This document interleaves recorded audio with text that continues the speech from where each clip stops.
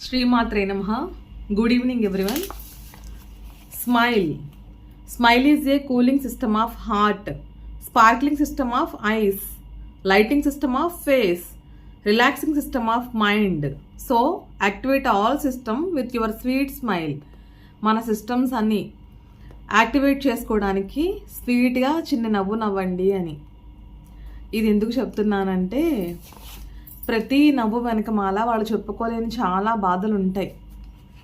వెటకారంగా నవ్వటం వేరు, ఎక్కిరిస్తూ నవ్వటం వేరు, ఎదుటి వాళ్ళ బాధను చూస్తూ మనం సంతోషపడుతూ నవ్వటం వేరు, ఎవరినన్నా అవమానించినప్పుడు ఆ నవ్వు వేరు, ఇంకేదైనా మనల్ని దగ్గరగా ప్రేమగా తీసుకున్నప్పుడు వాళ్ళ నవ్వు వేరు, మనల్ని నిజంగా స్నేహంతోనో ప్రేమతోనో పలకరిస్తూ ఉండే వాళ్ళ నవ్వు వేరు. నవ్వులో ఎన్ని రకాలు ఉన్నాయా అంటే ఉన్నాయి.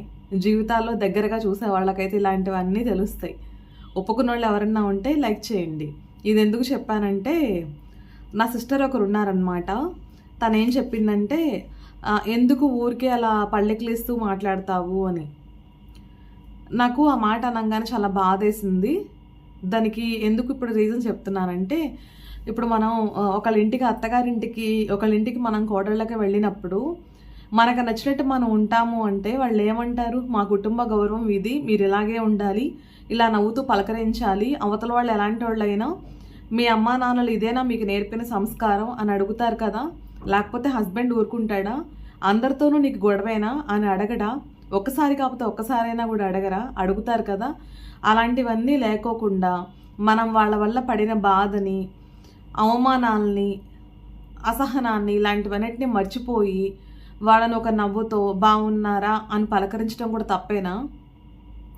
తను ఆలోచించాల్సింది ఏంటంటే, నాకన్నా ముందు తిను ఈ ఇంటికి కోడలయ్యింది కదా,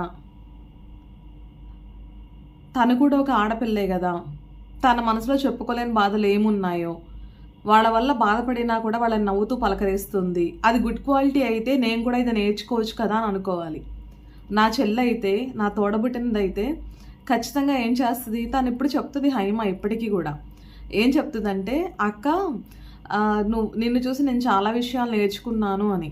నా రక్త సంబంధం కాబట్టి తను నేర్చుకుందని నేను చెప్పను.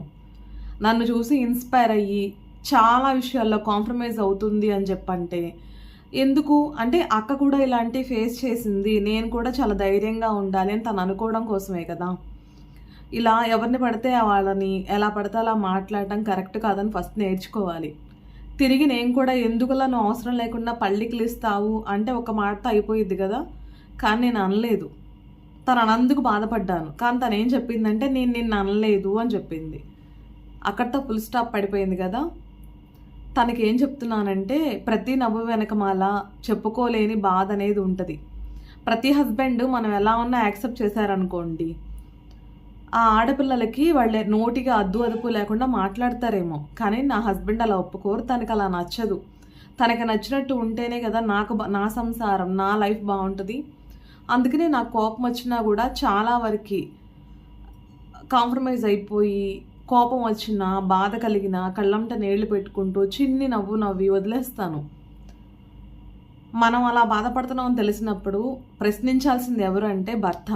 తనే మాట్లాడినప్పుడు మనకి వెనక ఎవరు సపోర్ట్ చేస్తారని మాట్లాడతాం మనం, అవునా?